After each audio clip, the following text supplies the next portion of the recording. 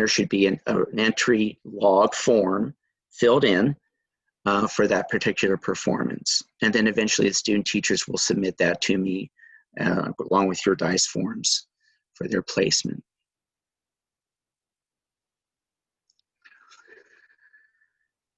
Another form that you have in your packet is a professional performance report. And it does not have to be completed at all.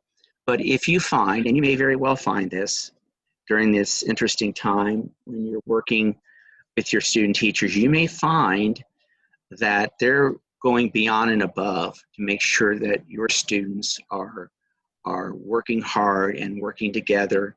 And if you see that, if you see a student teacher who is really doing exceptional work, please fill this out and send it to me. I get no greater happiness than seeing this for all the wonderful reasons. You know, one teacher said that one student teacher worked with a group of students after school, and because of her direct intervention of tutoring, the scores improved 40% for those students. That's an amazing thing for me to see and hear. And of course, we share that with the student teacher. So always a wonderful thing to share the good things, especially with us. We want to hear that kind of stuff. It can also be done for not so great things, and the student teachers have heard this before in talks that they've been given. Students who are not acting professionally, are not using phones appropriately or at the right times, not being punctual, not being prepared, all those kinds of things might indicate that you need to fill this out for them. And then of course you would review with them. On the back of it, it has what steps the student teacher will take to correct the issue. And then that is sent to us as well. And then we will also make sure we review that with the student teacher. I'm happy to say I've rarely ever gotten those for this particular item. It's usually been for good reasons, not for bad. So that's what I'm trying to say. So again, just consider the extra mileage that may be gone to, and I think many of us will be going there, but it's always good to honor our student teachers when they're doing really, really good work. So EDPA is a portfolio, and it's a portfolio that's set up. If any of you have done national boards, then you're familiar with this process. That's a pretty deep, grueling process of introspection and reflection, right? Where you show what you believe to be your good teaching, and then you identify why is it your good teaching. And you defend why you make the choice that you made during that lesson and how it has benefited student learning. EDPA is a pre-professional version of that national board training. So we ask all the students to do that. So they're going to develop a learning segment. They're going to teach that learning segment and record their instruction. And then they're going to talk about the feedback that they gave to students and what they learned from the scores that they got and the evidence that they got from students. So it's not tied to licensure, although the standards board just now made the decision that they were going to start honoring that. Instead of taking the assessment of professional knowledge test, that they would count this. The difference being that the professional knowledge test is about $105, EDPA is $300, and also the EDPA then would have to be scored nationally. And we use it as a program completion thing for us, just to help our students understand themselves better. We score it locally with our key faculty that I mentioned before. Ms. Cagle, Dr. Bendis, and Ms. Collier. They'll be the ones who'll be working with the students for EDPA. We score it locally because we use it as a coaching tool to become better. If it's done this way through Pearson and uploaded to Pearson's profile, it becomes high stakes for licensure. We have a choice on which ones we can use. And so we've opted for the assessments, the tests are a cheaper version. Taking a test is cheaper than doing this particular thing. So most of our student teaching seminars, certainly we're going to look at things like the social emotional standards and trauma and informed practices and lots of other things that we need to be concerned about, especially during this time.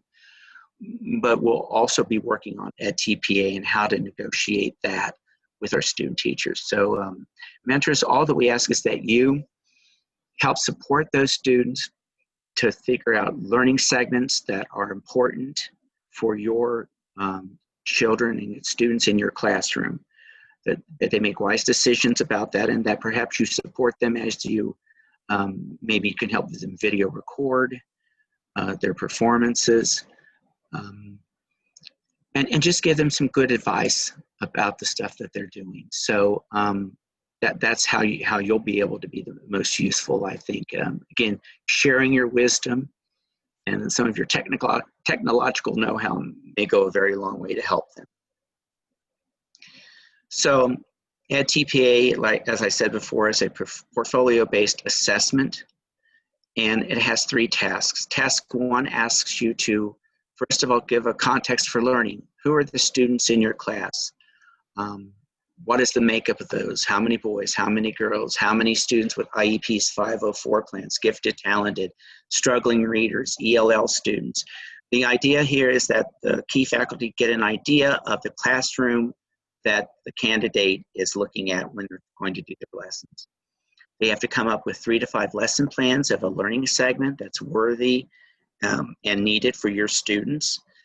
Along with that, they have to figure out instructional materials and the assessments. They kind of bundle all that together. And after they do all that, then they have a planning commentary that they need to write about. They need to talk about why they made these decisions that they've made with this learning segment and what they hope to achieve with that.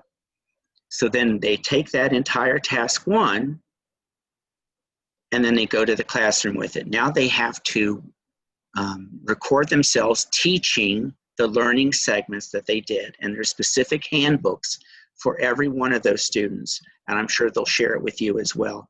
But specific handbooks with directions about how they approach it, whatever their licensure band is, specific to that. Again, we do a lot of that in the seminar so that they can just go ahead and do the good stuff with you all. After they have recorded, they need to analyze those recordings, and they have to pick just certain minutes of a clip, 15 minutes of between 2 clips. So they could do a 5-minute clip and a 10-minute clip, and it has to be not edited.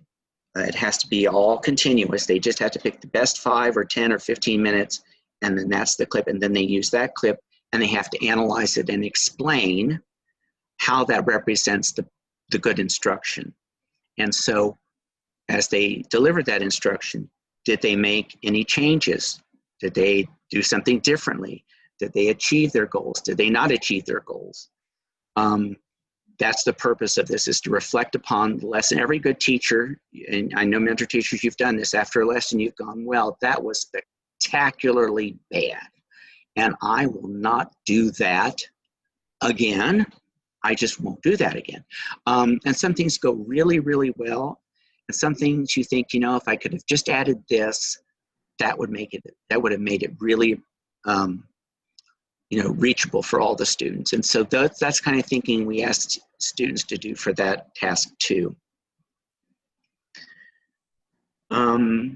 Task 3 is then assessment. So when you get to work with the students, what work samples do you have? What does it tell you about what you did and how about your instruction? Did your planning work? Did your instruction work?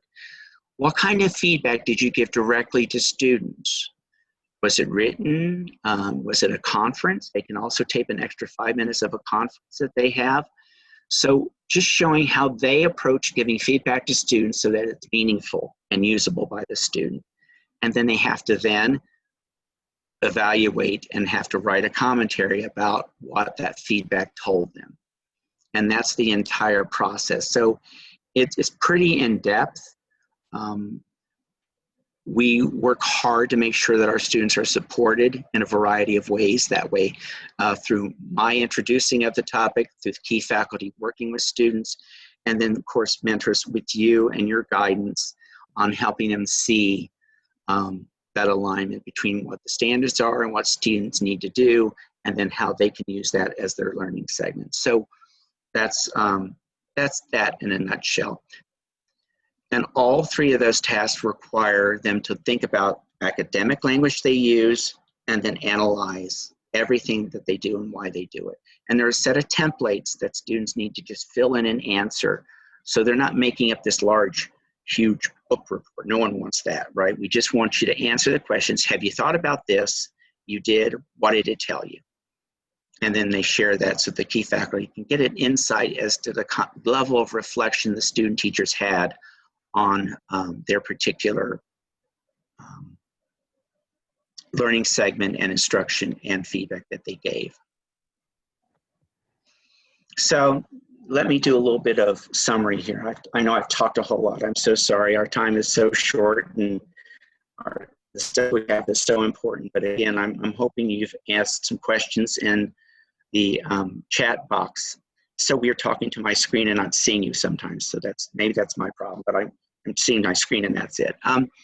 So assessments then, again, for the 15-week placements or for the 12-week placements, there are 3 observations total that you have to do. If half semester placements would be if you're like middle school science and math and you have 2 different teachers. One of them would do 1, the other 2, or the first one would do 2 and the other 1, but somehow between the 2, we'd have 3 observations. The dates we'd like for you to complete those by are by September 18th, which is fairly early on, we know that. But again, it gives you some good baseline stuff, right? And then by October the 9th would be the next date, and then November the 6th would be the last date. And should observe different lessons than mentor teacher. So I think that's an error there. What I'm trying to say is the 3 observations you do should be different from the 3 observations that the supervisor does and different than the EDPA lessons. So, someone asked once, well, can I use this? I know it's an EDPA lesson. Can my mentor observe and my supervisor observe the same lesson so I get 3 for 1? It's a good try, but no, we do not wish that to happen. We need lots of evidence over several observations, and this will allow us to do that. And we would like for all, and share your evaluations with those student teachers and the final score you give them, of course. And we'd like for those to be done by November 6th. So by November 6th, you will finish your last observation, and then you get a little bit of time of putting your final scores together before you send it on to us. Reflection log, again, the student teacher will do a reflection log for every lesson that you observe so that they are processing what they hear you say about their performance. Supervisors, 3 observations, their dates are different. So we want to make sure that when you all get together and talk, you figure out the exact timing of it, but they're going to start like a week after you all and then end a week after you all as well. And these will be lessons different than what you see and what EDPA has in store for them as well. Student teachers, you are the final arbiter and keeper of all this information, right? So you need to make sure that you know where your DICE observations are.